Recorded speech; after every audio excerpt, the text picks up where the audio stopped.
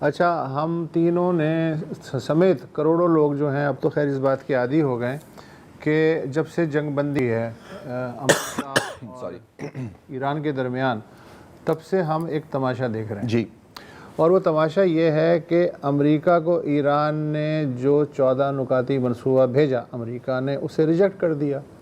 Trump انتظامیہ نے ذرا سی جھاڑ پونچھ کر کے اپنا پرانا امن منصوبہ دوبارہ تہران بھیجا تو ایران نے اسے جھٹک دیا۔ اس کے بعد ایران نے پہلے والا جو 10 نکاتی امن منصوبہ تھا اس کو کچھ قومیں فل سٹاپ کے ساتھ بدل کے پاکستان کے ذریعے دوبارہ بھیجا تو امریکہ نے پھر مایوس ہو کے اسے پھینک دیا۔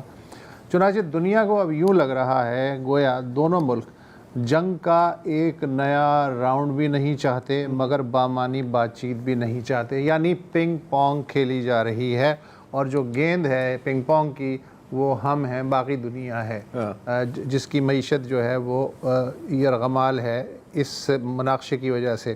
امریکہ کی قومی سلامتی کے ایک سابق مشیر ہیں مارک ففلے، ان کے بقول یہ امن رابطے نہیں ایک دوسرے پہ دباؤ ڈالنے کے حربے ہیں جو دونوں ممالک استعمال کر رہے ہیں۔ اچھا، قطر کے بارے میں یہ ہے کہ اس کی وجہ شہرت گیس کے ذخائر تو ہیں ہی، اس کے علاوہ جو امن کی سفارت کاری میں اس کا کنٹریبیوشن رہا ہے وہ بھی ہم سب جانتے ہیں۔ سابق قطری وزیر اعظم ہے شیخ حماد بن جاسم التہانی، انہوں نے الجزیرہ کو ایک انٹرویو میں کہا ہے کہ خلیج میں جاری جنگ کی بنیادی وجہ یہ ہے کہ اسرائیل مشرق وسطیٰ کے نقشے کو پرتشدد انداز میں اپنی مرضی کی شکل دینا چاہتا ہے۔ انہوں نے کہا کہ پرامن بقائے باہمی کی ضرورت ہمارے خطے کی جغرافیائی مجبوری ہے، اس لیے ایران سے کھل کے بات ہونی چاہیے تاکہ یہ واضح ہو سکے کہ ایران ہم سے کیا چاہتا ہے اور ہم ایران سے کیا چاہتے ہیں۔ اس وقت خلیجی ریاستوں کو اسرائیل یا ایران سے بھی زیادہ خطرہ آپس کے نفاق سے ہے، یہ وہ کہہ رہے ہیں۔ لہٰذا نیٹو کی طرز پہ خلیج کو ایک ایسی اسٹریٹجک اور سیاسی اتحاد کی ضرورت ہے جس میں سعودی عرب مرکزی کردار ادا کرے۔ چونکہ امریکی دلچسپی اس خطے سے کم ہو کے چین کے سمندر کی طرف بڑھ رہی ہے، لہٰذا ہمیں ترکی، پاکستان اور مصر کو بھی اسٹریٹجک شراکت داری کے نظام کا حصہ بنانا چاہیے۔ جی، اس دوران سعودی انٹیلیجنس کے سابق سربراہ اور سابق سعودی سفیر برائے امریکہ شہزادہ ترکی الفیصل کا ایک مضمون بھی گلف نیوز میں شائع ہوا ہے۔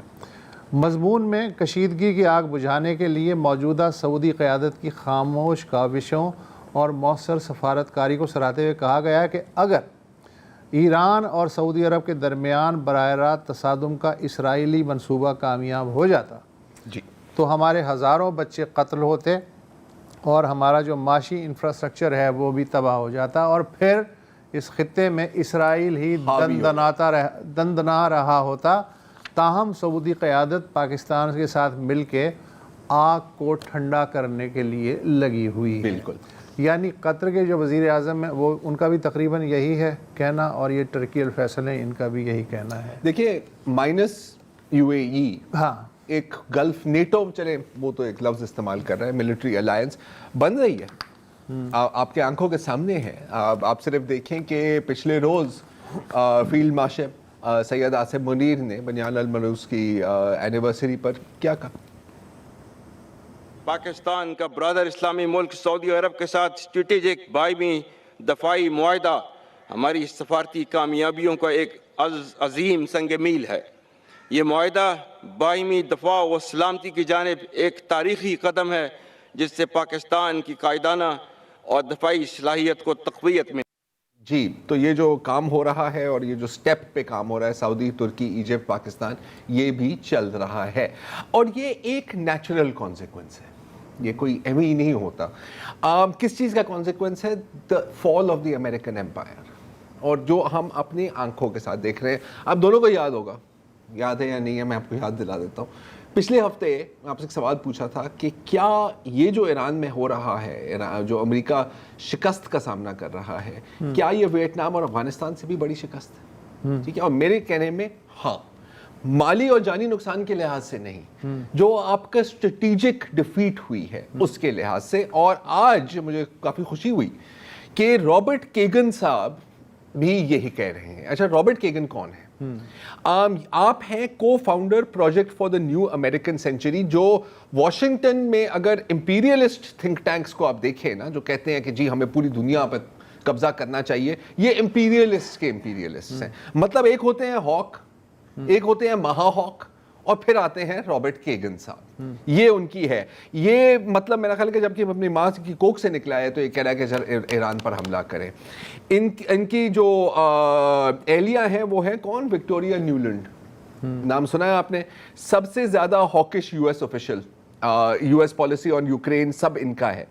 तो अब ये क्या कह रहे हैं, और ये लिख रहे हैं अटलांटिक में, और अटलांटिक के बारे में मैं आपको बताऊं कि अगेन सबसे ज्यादा प्रो वॉर पब्लिकेशन अगर आपको मिलेगी अमेरिका में वो है अटलांटिक, जो अटलांटिक काउंसिल के साथ एक लिहाज से जुड़ी हुई है। आप जरा हेडलाइन चेक करें इनकी, चेकमेट इन ईरान। हाँ, सीधा चेकमेट, सीधा सीधा।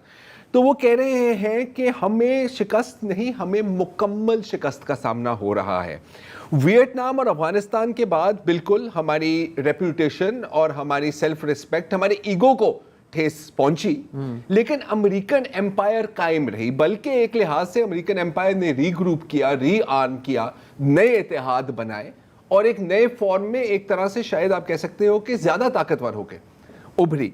इस दफा चीजें डिफरेंट हैं, क्योंकि इस बार एक तो हम एक सेकंड रेट पावर के खिलाफ हमने अपने तकरीबन तमाम असलहा अपना खर्च दिया है, और पूरी दुनिया देख रही है कि यहाँ पर हमारी क्या परफॉर्मेंस रही है। इसके साथ साथ मैं आपको ये भी याद दिलाऊं कि अब तकरीबन हर यूएस पब्लिकेशन खुलकर ये लिख रही है सैटेलाइट इमेजरी के साथ कि जितना नुकसान अमेरिका कह रहा है कि उनका हुआ है, उससे शायद 10 से 20 गुना ज़्यादा हुआ है, और टू द बेसिस जो इनऑपरेबल है। यहाँ पर अब क्या हो रहा है, अब केगन साहब ये भी कहते हैं कि जी अब आप भूल जाएं कि कभी अब नए हुर्मुज़ दोबारा उसी स्टेटस क्वो पर आएगी। अब ईरान का मुकम्मल कंट्रोल है और आप इसके बारे में कुछ नहीं कर सकते। मुझे नहीं पता कि इसने लिखा कैसे है, यकीनन रो रहे होंगे इसके लिखे। और जो आपका पॉइंट है खलीजी रियासतों का, वहां पर भी इसने जिक्र किया कि अब खलीजी रियासतों के पास और कोई चारा नहीं है कि वो ईरान के साथ कोई ना किसी लेवल का समझौता करें। The United states has proved itself a paper tiger. ये बहुत बड़ी बात है उनके मेन हॉक से आते हुई। और इसका इम्पैक्ट क्या होता है, सिर्फ खलीज की नहीं है। अब आप देखेंगे कि पूरी दुनिया में जहां पर भी अमेरिकन सिक्योरिटी अम्ब्रेला है, तो सब लोग सोचेंगे कि यार ये इस अम्ब्रेला में तो कई छेद हैं, अगर बारिश आएगी तो ये अम्ब्रेला हमें नहीं बचा सकेगी। इसीलिए आप देख रहे हैं कि जापान एक बार फिर अपनी मिलिट्री बना रहा है। मित्सुबिशी अब मिसाइल्स बनाएगी, हाँ, टोयोटा के ड्रोन्स आएंगे। साउथ कोरिया सोच रहा है कि यार न्यूक्लियर पावर का इस्तेमाल किया जाए या नहीं किया जाए या नहीं किया जाए। तो एक ग्लोबल चेन रिएक्शन यहां से शुरू होता है। अब जहां तक जंग की बात है, तो ये तो अब जाहिर है कि जब सदर ट्रंप जाएंगे बीजिंग तो वो खाली हाथ जाएंगे और वापस भी खाली हाथ आएंगे। अगर कुछ होना है इसमें वो उसके बाद होगा। अब जहां तक ईरान का है, तो आई थिंक ईरान का तो बड़ा सिंपल है कि बेटा finally we have you where we want you. मैं अभी देख रहा था वसत और शाहजेब, 90 की दिहाई की एक वीडियो में भी मेरे मंजर आम पे आई है, जिसमें पासदाराने इनकलाब वो वाइट बोर्ड में बिल्कुल जैसे कॉलेज में कोई लेक्चर दे रहा होता है, उसमें फारसी में सिखा रहे हैं अपने स्टूडेंट्स को 90 की दिहाई में कि जब अमेरिका हमला करेगा तो हम उनसे कैसे निपटेंगे। अब वो ड्रोन्स का ज़माना नहीं था, मिसाइल्स भी उन ज़मानों में आपको पता है स्कड टाइप ही थे, ज़्यादा रेट नहीं थे। तो ये और वो कह रहे हैं कि जी हम जीत सकते हैं, और जीतने का ये मतलब नहीं है कि हम उनको तबाह कर देंगे। जीतने का ये मतलब है कि हम उनको इतना नुकसान पहुंचाएंगे कि वो दोबारा अगर ख्वाब में भी ईरान का नाम सुनेंगे ना तो चौंक के उठ जाएंगे। और यहां पर वो बात कर रहे थे कि जी अगर उनकी एक किश्ती आएगी, और बड़ा लॉजिक है इसके अंदर, उसने कहा कि यार अमेरिकन बैटलशिप जो है वो बनी थी सोवियत यूनियन के बैटलशिप के साथ मुकाबला करने का, तो हमारे पास तो बैटलशिप है ही नहीं, हम 100 से 300 स्पीड बोट्स और टॉर्पीडोज भेज देंगे, फिर देख लेंगे। और आपने देखा है कि इसका 2026 का वर्जन आपके आंखों के सामने हुआ है। अच्छा, अब जहां तक अच्छा, यहाँ मुझे एक चीज़ याद आ रही है जी। फरवरी 2022 जब रूस ने हमला कर दिया था यूक्रेन पे, اور لگ یہ رہا تھا کہ 4-5 دن کی کہانی ہے, 2 ہفتے میں ہے اس میں, ہم خود کہہ رہے تھے, ہم خود کہہ رہے تھے. اس کے بعد جب آپ اس زمانے کا ویسٹرن میڈیا اٹھا کے دیکھیں تو وہ کہیں گے یار یہ ایسی ہوتی ہے سپر پاور, یار یہ کون سی یہ کیا مطلب ہے, یہ روس ہے, پہچانا نہیں جا رہا کہ یہ ایک یوکرین جیسے ملک ہے, یہ وہ روس ہے.